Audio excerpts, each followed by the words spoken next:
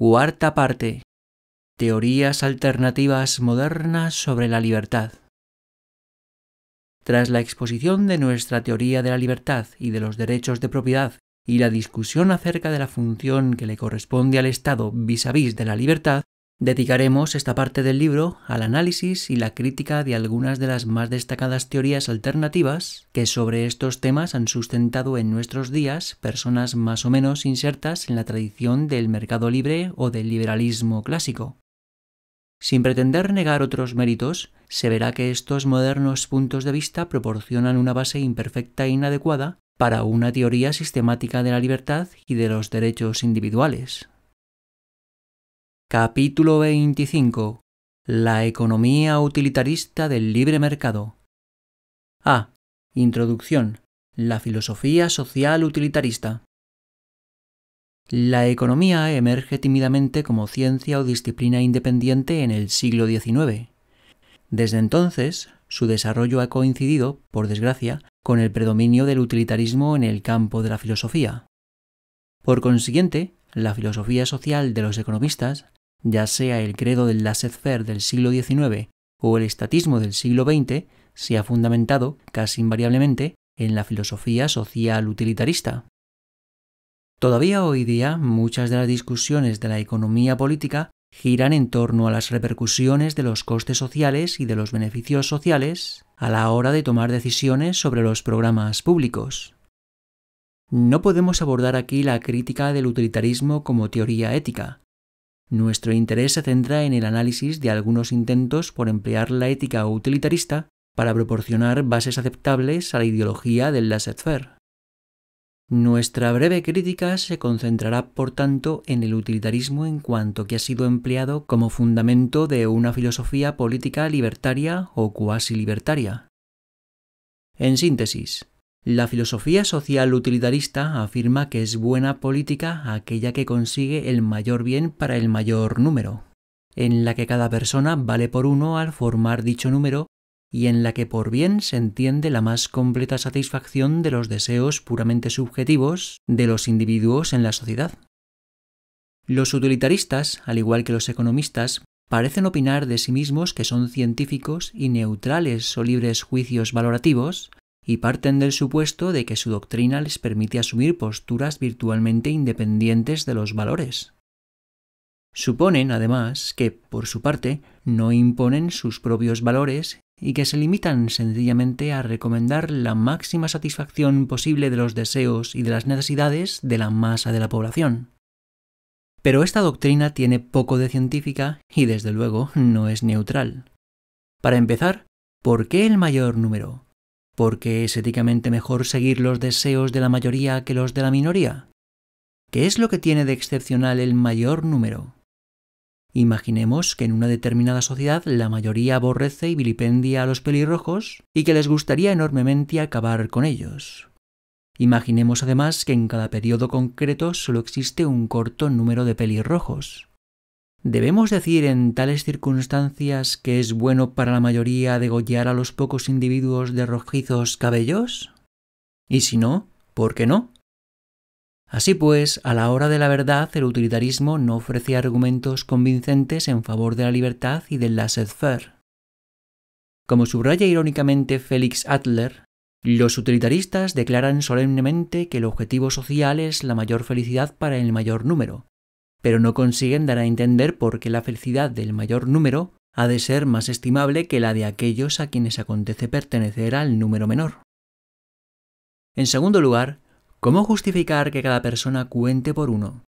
¿Por qué no algún sistema de ponderación? También aquí parece que tropezamos con un artículo de fe del utilitarismo poco investigado y por tanto poco científico. En tercer lugar, ¿por qué ha de ser bueno solo la satisfacción de los deseos subjetivos y emotivos de cada persona? ¿Por qué no ha de admitirse una crítica suprasubjetiva de tales deseos? El utilitarismo asume implícitamente que estos deseos subjetivos tienen carácter absoluto y que las técnicas sociales tienen el deber de hacer cuanto esté en su mano para satisfacerlos del mejor modo posible. Ahora bien, la común experiencia humana enseña que estos deseos individuales no son ni absolutos ni inmutables. no están herméticamente precintados contra la persuasión, sea racional o de cualquier otro tipo. La experiencia personal o la capacidad de convicción de otros individuos pueden inducir al pueblo, y de hecho así lo hacen, a que cambie sus valores.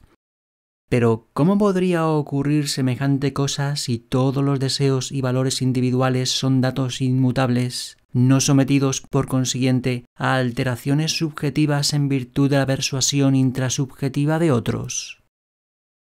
Si estos deseos no son inmutables, si pueden cambiar en virtud de los argumentos convincentes de un razonamiento moral, es preciso concluir que existen principios morales intersubjetivos, mediante los cuales se puede razonar e influir sobre otras personas. Resulta bastante extraño que mientras los utilitaristas dan por supuesto que la moralidad, lo bueno, es puramente subjetivo y sólo atañe a cada individuo, admitan por otro lado que estos deseos subjetivos puedan sumarse, restarse y ponderarse a través de los diferentes individuos de la sociedad. Admiten, en efecto, que es posible sumar, restar y medir los costes y beneficios individuales subjetivos, o dicho en términos económicos, las utilidades, hasta llegar a una utilidad o un coste social neto que permite a estos utilitaristas aconsejar a favor o en contra de una determinada política social. La moderna economía del bienestar se siente particularmente inclinada a llegar a estimaciones sobre los costes y las utilidades sociales. Pero de lo que la economía nos informa correctamente no es de que los principios morales son subjetivos, sino de que lo verdaderamente subjetivo son las utilidades y los costes. Las utilidades individuales son puramente subjetivas y ordinales, y por tanto resulta ser de todo punto ilegítimo sumarlas y ponderarlas para llegar a una especie de valoración de las utilidades y los costes sociales. B. Los principios de la unanimidad y la compensación. Los economistas utilitaristas se muestran más impacientes y ansiosos aún que sus colegas filósofos por hacer declaraciones científicas y neutrales o sin juicios de valores sobre los temas de la política pública. Pero si la ética es puramente arbitraria y subjetiva, ¿cómo pueden estos economistas tomar posiciones políticas? Este capítulo se propone explorar las vías a través de las cuales presumen los economistas utilitaristas del libre mercado poder favorecer el libre mercado, pero procurando al mismo tiempo abstenerse de adoptar posiciones éticas. Una de las más importantes variables utilitaristas es el principio de la unanimidad, basado en el criterio del óptimo de Pareto, según el cual una política es buena si a alguno o algunos les va mejor con dicha política y a ninguno le va peor. Una versión estricta del óptimo de Pareto implica unanimidad. Toda persona aceptará una acción gubernamental con la que cree que le irá mejor o, en todo caso, no peor. En los últimos años, el profesor James Buchanan ha subrayado con energía este principio de la unanimidad como base de un mercado libre con acuerdos voluntarios y contractuales. Este principio ofrece grandes atractivos a los economistas sin juicios valorativos y deseosos de emitir juicios políticos porque, con mucha mayor razón que en el caso de la simple mayoría, un economista puede defender con seguridad una economía favorable acogida por todos los miembros de una comunidad. Pero aunque a primera vista este principio de la unanimidad es atrayente para los libertarios, lleva en su propio núcleo una grieta vital e irreparable, que la bondad de los contratos libres o de los cambios aprobados por unanimidad respecto de la situación actual depende enteramente de la bondad o de la justicia de esta situación en sí misma considerada. Ahora bien, ni el óptimo de Pareto ni su variante del principio de unanimidad pueden decirnos nada sobre la bondad o la justicia de este status quo, ya que se centran tan solo en el tema de los cambios frente a esta situación, es decir, en el punto cero. Y no es esto todo. La exigencia de que los cambios cuenten con aprobación unánime congela forzosamente el status quo actual. Esta situación es injusta o represora y el principio de unanimidad se convierte en un grave obstáculo a la justicia y la libertad y no en un baluarte en el que apoyarse. Los economistas que invocan el principio de unanimidad como un pronunciamiento al parecer neutral a favor de la libertad están emitiendo un juicio de valor masivo y absolutamente intolerable en apoyo de la congelación del status quo. La variante generalmente aceptada del óptimo de Pareto, conocida como principio de la compensación, exhibe todas las deficiencias del escrito principio de la unanimidad y añade algunas nuevas de su propia cosecha. Según este principio, una política pública es buena si los que salen ganando, en capacidad de satisfacción de sus necesidades, pueden compensar a los que salen perdiendo y obtener además ganancias netas. Por consiguiente, aunque en un primer momento hay quienes pierden capacidad de satisfacción a causa de esta política, ya no lo sabría cuando se lleva a cabo la compensación. Ahora bien, este principio da por supuesto que es conceptualmente posible sumar y restar las satisfacciones de diferentes personas y medir, por tanto, sus pérdidas y ganancias. Y asume también que pueden calcularse con precisión las pérdidas y ganancias individuales. Pero la economía nos informa que las utilidades, y por consiguiente también las ganancias y pérdidas de utilidad, son conceptos psíquicos puramente subjetivos que los observadores exteriores no pueden medir y ni siquiera estimar. Así pues, no es posible sumarlas, restarlas, ponderarlas o compararlas con las de otros, y mucho menos pueden descubrirse las compensaciones precisas. Los economistas concuerdan, en general, en medir las pérdidas psíquicas de utilidad mediante el precio monetario de un activo o de una propiedad. Así, por ejemplo, si el humo de las locomotoras de un ferrocarril daña una granja, los compensacionistas suponen que puede calcularse el daño sufrido por el granjero mediante el precio de mercado de la finca. Pero semejante supuesto ignora el hecho de que puede muy bien ocurrir que nuestro granjero sienta hacia su granja un afecto muy superior al precio de mercado, e ignora asimismo que es imposible descubrir qué apego podría sentir el propietario por su tierra. No tiene sentido preguntárselo al granjero mismo, porque éste podría jurar que no hay dinero en el mundo con que pagarle, pero podría estar mintiendo. Ni el gobierno ni los observadores exteriores disponen de medios para descubrir la verdad. Bastaría, además, la presencia de un solo anarquista militante en la sociedad, cuyas reivindicaciones psíquicas por la desutilidad anímica que le produce la mera existencia y las acciones del gobierno sean tales que no pueden ser compensadas, para echar por tierra la defensa que el principio de compensación hace de las actividades gubernamentales, fueran las que fueren. Y a buen seguro que hay más de un anarquista de este talante. Un ejemplo de gran importancia, pero no atípico, de las falacias y de la injusta lealtad del principio de compensación hacia el status quo, lo proporcionó el debate registrado en el Parlamento británico a comienzos del siglo XIX sobre la abolición de la esclavitud. Aquellos primeros partidarios del principio de compensación sostenían que debería indemnizarse a los dueños por las pérdidas de sus inversiones en esclavos. Acerca de este punto, Benjamin Pearson, miembro de la libertaria Escuela de Manchester, declaró que, en mi opinión, son los esclavos quienes deberían ser indemnizados. Justamente, hay aquí un impresionante argumento a favor de la necesidad de disponer, cuando se invoca a la política pública, de algún sistema ético, de algún concepto de justicia. Aquellos de entre nuestros moralistas que sostienen que la esclavitud es delictiva e injusta deberán oponerse siempre y con firmeza a la idea de compensar a los dueños de esclavos y tendrían más bien que exigir de estos dueños compensaciones por los años en que han mantenido oprimidos a sus esclavos.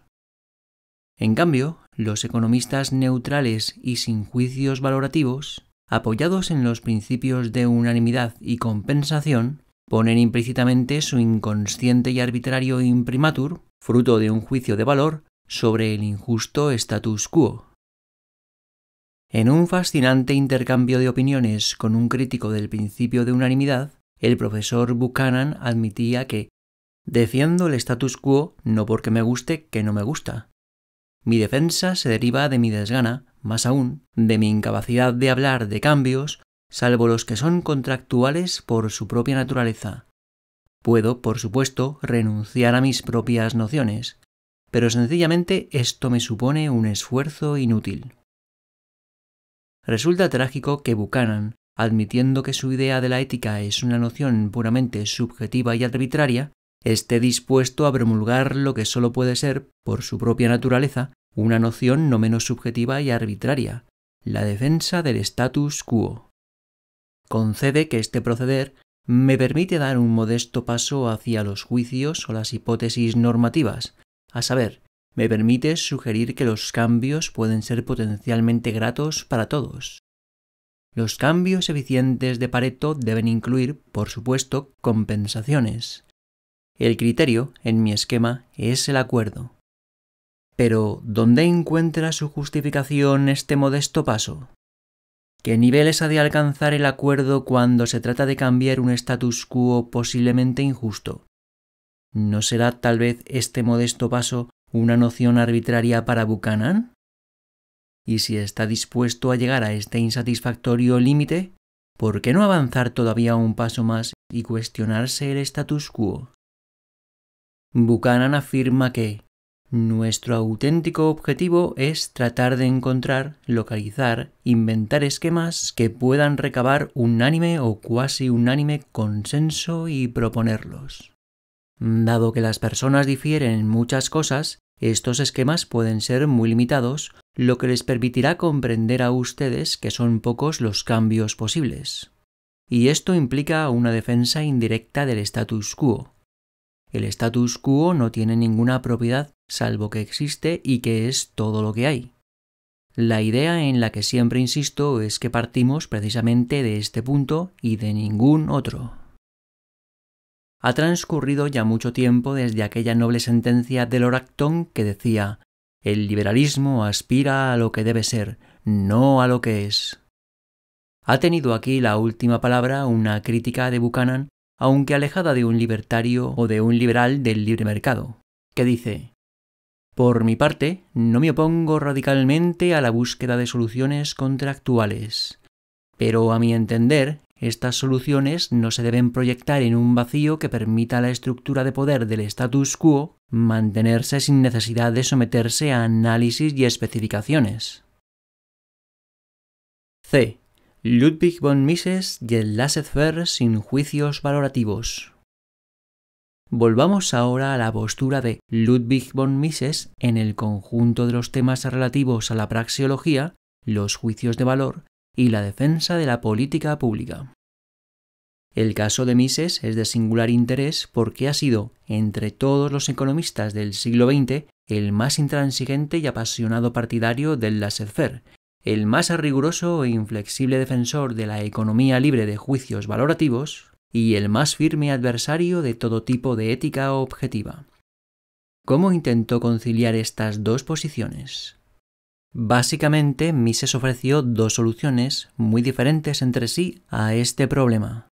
La primera configura una variante del principio de la unanimidad, cuyo rasgo esencial consiste en afirmar que un economista no puede decir per se si unos determinados programas gubernamentales son buenos o malos.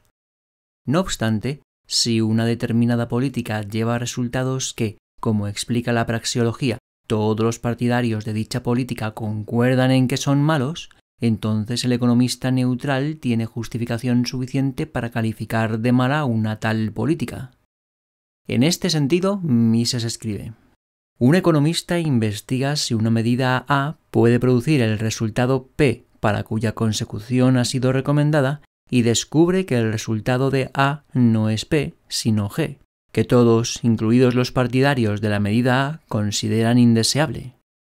Si nuestro economista expone el resultado de su investigación afirmando que A es una mala medida, no está emitiendo juicios de valor. Se limita a decir que desde el punto de vista de quienes desean alcanzar el objetivo P, la medida A es inadecuada. Y en otro pasaje, el economista no dice que la interferencia del gobierno en los precios de un artículo es improcedente, mala o inviable. Lo que dice es que tales interferencias no mejoran, sino que empeoran las condiciones desde el punto de vista tanto del gobierno como de quienes respaldan las interferencias. Hay aquí, sin duda, una ingeniosa tentativa para permitir que los economistas puedan decidir si algo es bueno o malo sin necesidad de emitir juicios valorativos. Se supone, en efecto, que el economista es solamente un praxeólogo, un técnico que expone a sus lectores u oyentes lo que ellos deben considerar que es una mala política tras haberles manifestado todas sus consecuencias. Pero, aunque ingenioso, el intento es un fracaso total. ¿Cómo llega a saber Mises qué es lo que los partidarios de esta política concreta consideran deseable? ¿Cómo puede conocer sus pautas de valor ahora o las que seguirán más adelante cuando se vean las consecuencias de las medidas políticas? Una de las grandes aportaciones de la economía praxeológica es que los economistas han advertido que no conocen ninguna escala de valor salvo las preferencias que cada persona muestra a través de sus acciones concretas. El propio Mises subrayaba que no debe olvidarse que la escala de valores o de deseos solo se manifiesta a través de las acciones reales. Estas escalas no tienen una existencia independiente de la conducta real de los individuos. La única fuente de donde emana nuestro conocimiento de estas escalas es la observación de las acciones humanas. Todas y cada una de las acciones se hallan en perfecto acuerdo con la escala de valores o deseos porque no son sino un instrumento para la interpretación de la acción humana. Si se admite este análisis de Mises, ¿cómo puede conocer el economista que existen realmente motivos para recomendar diversas medidas políticas o cómo valorarán los ciudadanos sus consecuencias? Así pues, Mises puede, en cuanto economista, mostrar que el control de precios desembocará en una imprevista escasez de la oferta de bienes a los consumidores. Pero ¿cómo puede nuestro autor saber que algunos de los partidarios del control de precios no desean precisamente esta escasez? Puede haber socialistas deseosos de recurrir a los controles de precios como paso previo hacia el colectivismo total.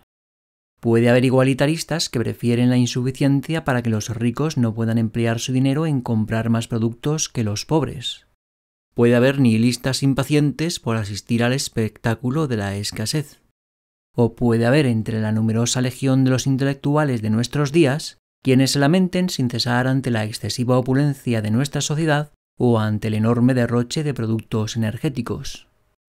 Todos ellos pueden sentirse encantados de que los bienes escaseen, y hay todavía otros que pueden mostrarse favorables al control precisamente porque saben que provoca escasez, porque así ellos o sus aliados políticos disfrutarán de puestos de trabajo bien remunerados o de la capacidad de controlar los precios desde sus burocráticos sillones.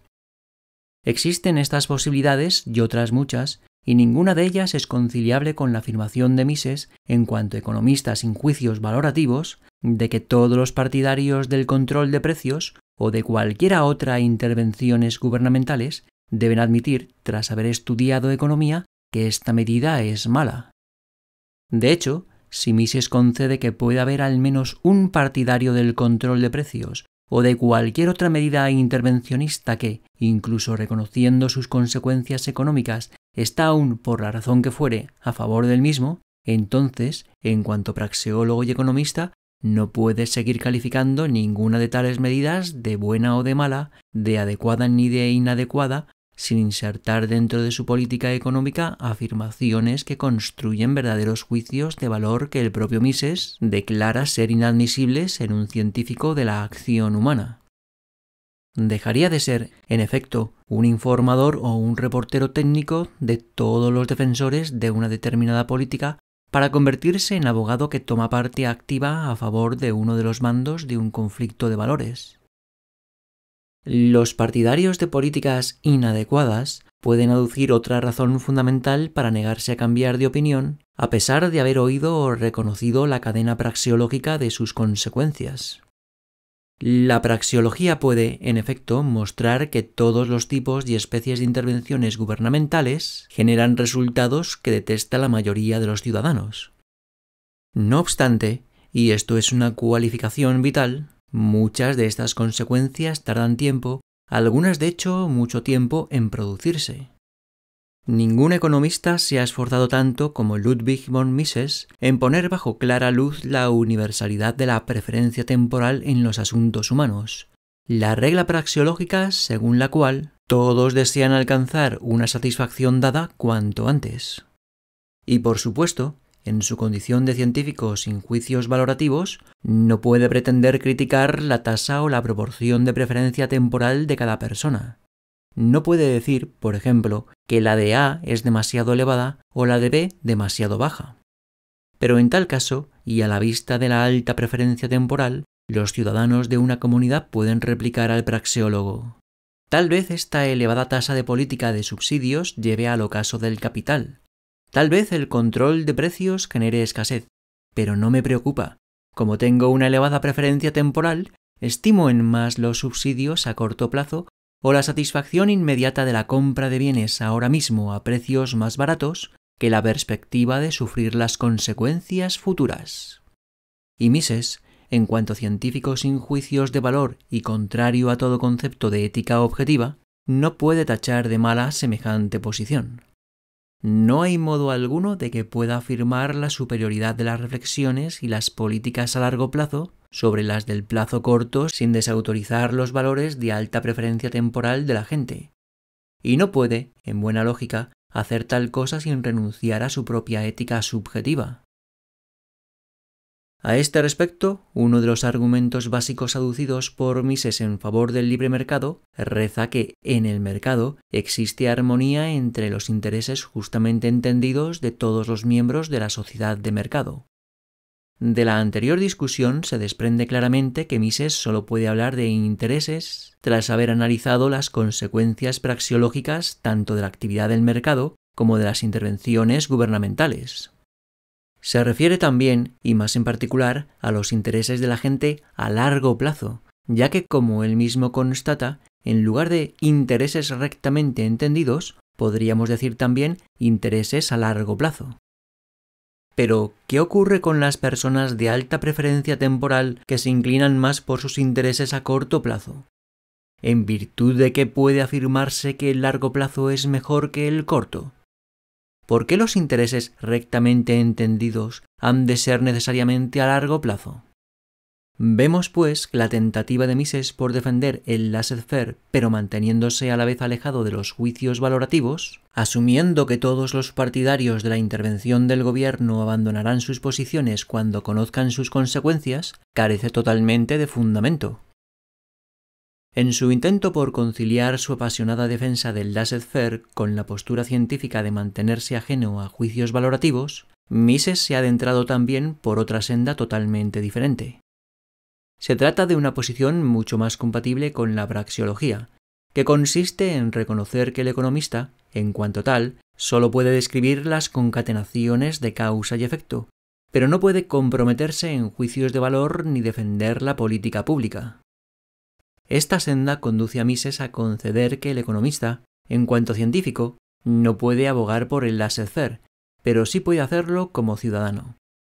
Así pues, Mises propone, en su condición de ciudadano, un sistema de valores que resulta ser singularmente insuficiente. En realidad, se ve atrapado en un dilema. Como praxeólogo, advierte que no puede, en su condición de economista científico, emitir juicios de valor ni abogar por una determinada política, pero tampoco puede renunciar, sin más, a tener y difundir sus opiniones valorativas. Y así, en cuanto utilitarista, de hecho Mises, al igual que la mayoría de los economistas, es utilitarista en las cuestiones éticas y kantiano en las epistemológicas, lo que hace es enunciar un solo estricto juicio de valor, que desea satisfacer los objetivos de la mayoría de la gente. Por fortuna, en esta formulación renuncia a presumir de conocer los objetivos de todos los ciudadanos. Mises explica esta segunda variante en los siguientes términos.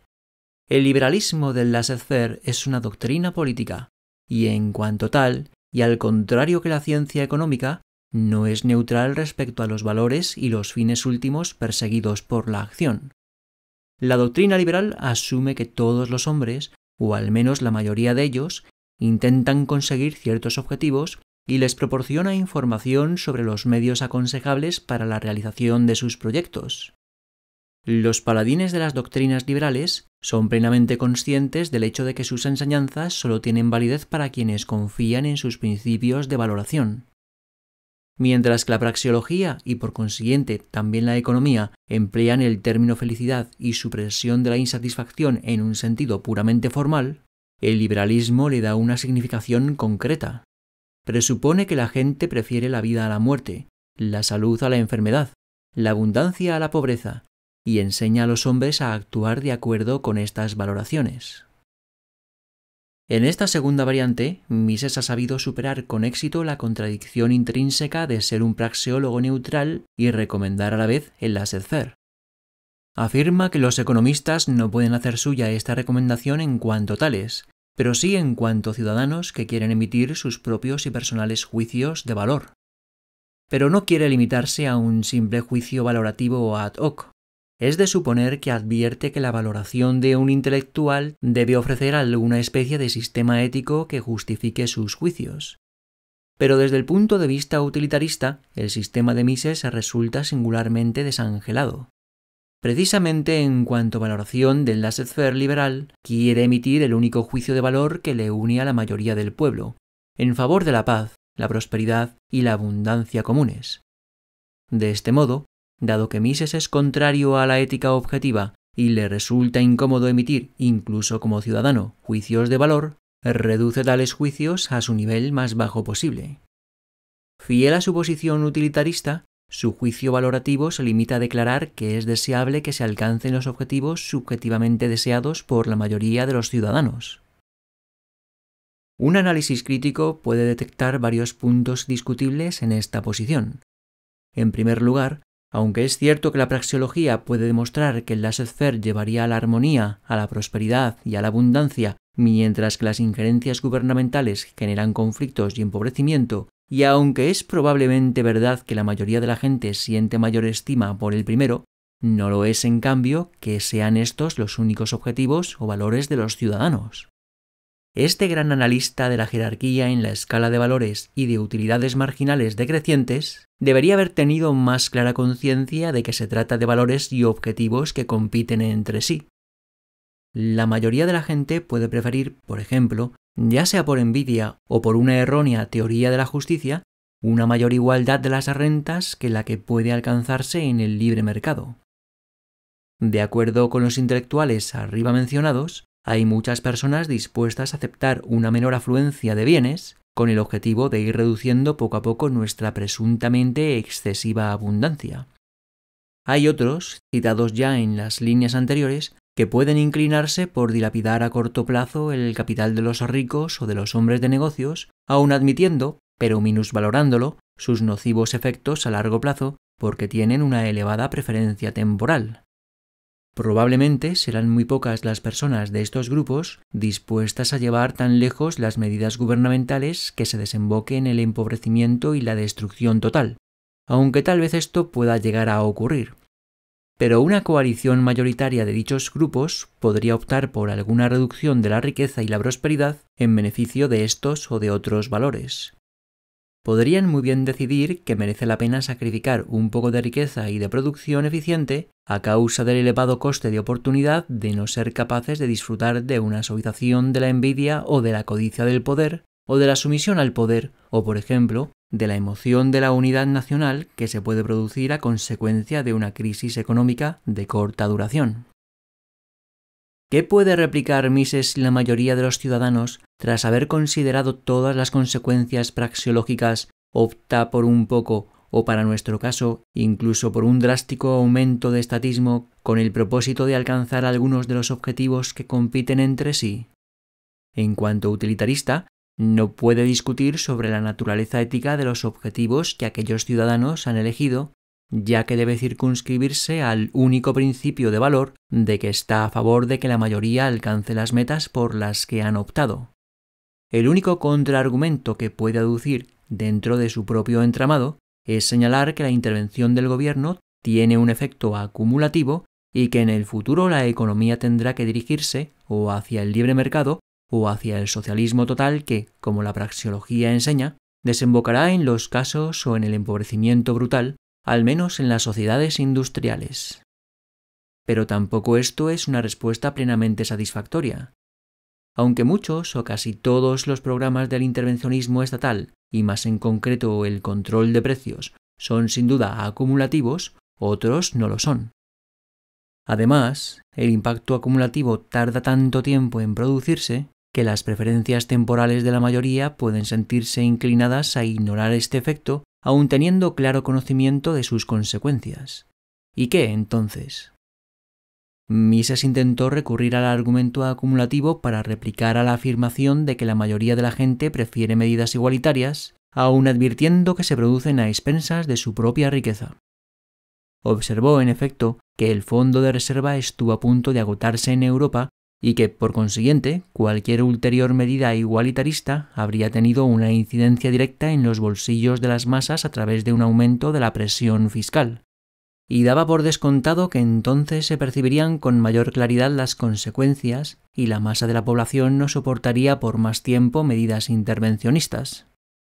Pero, en primer lugar, esto no constituye un sólido argumento ni a favor ni en contra de las medidas igualitaristas previas.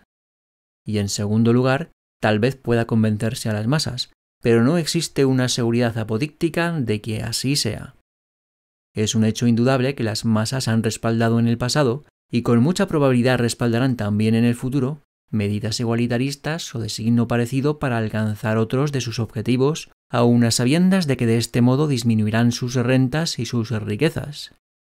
De ahí que, en su inteligente crítica a la posición de Mises, Dean Rappard puntualice: ¿estará el elector británico a favor de una fiscalidad confiscatoria sobre las grandes fortunas con la esperanza, ante todo, de que esto redundará en su ventaja material o con la seguridad de que esta fiscalidad tiende a reducir las desagradables e irritantes desigualdades sociales?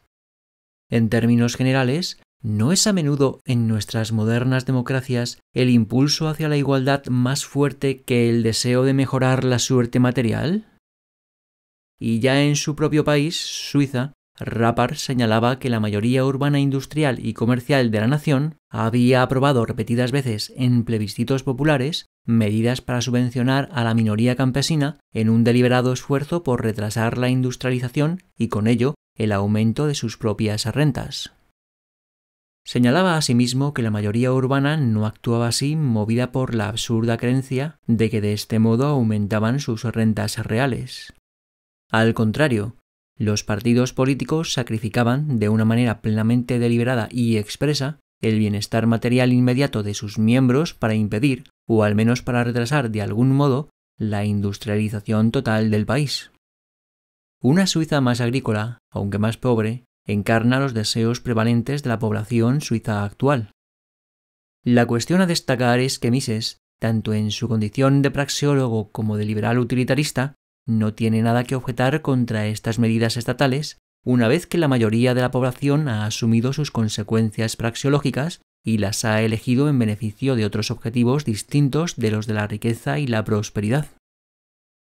Hay, además, otros tipos de intervención estatal que tienen poco o ningún efecto acumulativo y cuya repercusión en la disminución de la producción o de la prosperidad es mínima. Supongamos, y se trata de un supuesto no demasiado inverosímil a la luz de la historia humana, que la mayor parte de una sociedad dada odia y vilipendia a los pelirrojos.